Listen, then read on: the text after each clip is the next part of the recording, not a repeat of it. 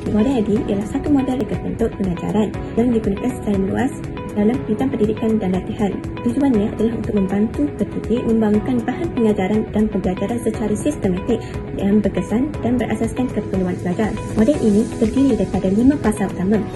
Fasa pertama ialah analisis. Dalam fasa ini, saya mengenal pasti keperluan pembelajaran, masalah pelajar, objektif pembelajaran dan konteks pembelajaran. Saya menggunakan laman Google Site EDUP 3133. Saya menggunakan media utama dalam analisis ini. Rujukan utama saya ialah Dokumen Standard Curriculum dan Pentadbiran atau DSKP Pendidikan Seni Visual Sekolah Rendah. Melalui analisis DSKP, saya mengenal pasti objektif pembelajaran bagi topik bahasa seni visual iaitu corak tidak terancam. Pada antara ini, murid perlu mengenal pasti dan memahami bahasa seni visual seperti garisan, bentuk, warna, salinan dan ruang. Saya juga mengambil kira ciri murid sekolah rendah yang sukakan aktiviti visual, berwarna-warni dan interaktif. Oleh itu, bahan yang saya rancang perlu bersifat menarik, mudah dipahami dan sesuai dengan tahap kognitif mereka. Fasa kedua ialah reka bentuk.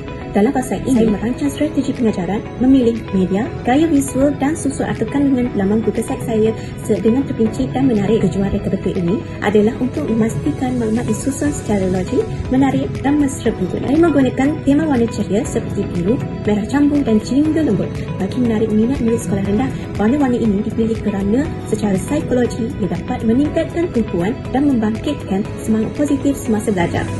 Selain itu, saya menggabungkan elemen gamifikasi dalam laman ini. Contohnya, terdapat ikon permainan, hutang interaktif dan pautan animasi yang menjadikan aktiviti lebih menyeronokkan. Untuk memudahkan navigasi, saya menambah hutang seterusnya dan kembali di setiap halaman supaya murid boleh menavigasi laman dengan mudah tanpa kekeliruan. Saya juga menyertakan QR code manual penggunaan agar pengguna lain dapat memahami cara menggunakan laman ini dengan lebih cepat. Keseluruhannya, reka bentuk laman ini bukan sahaja menarik secara visual, tetapi juga menekankan prinsip kebolehgunaan dan mesra pengguna agar murid dapat belajar dengan lancar dan bersemangat. Tahap ketiga ialah pembangunan. Pada fasa ini, semua reka bentuk tadi diterjemahkan kepada bahan sebenar dalam Google Site saya. Saya menggunakan teks, gambar, video pembelajaran dan aktiviti kuis interaktif. Antara hasil utama ialah video pembelajaran bertajuk Corak Tidak Terancam. Video ini dihasilkan dengan visual yang ceria, tangan yang mudah difahami. Seterusnya, saya membina bahagian bahan pengajaran dan pembelajaran. Bahagian ini mengandungi nota bergambar dan contoh aktiviti seni seperti teknik petikan, titisan dan kosokan.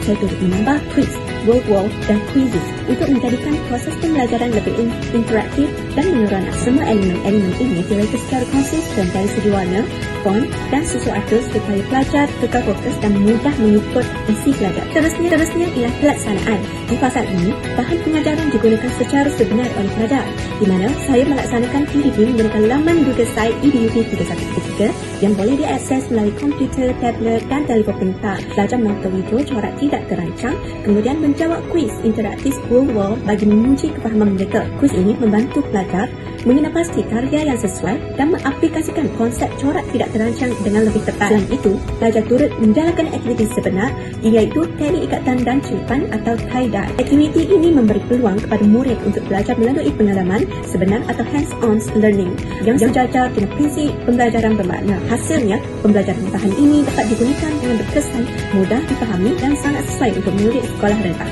Akhir sekali, baik kepada penilaian. Penilaian dijalankan bagi menilai sejauh mana pengajaran mencapai objektif pembelajaran yang ditetapkan. Saya menggunakan 2 jenis penilaian. Penilaian pemerhati dilaksanakan semasa proses pembangunan.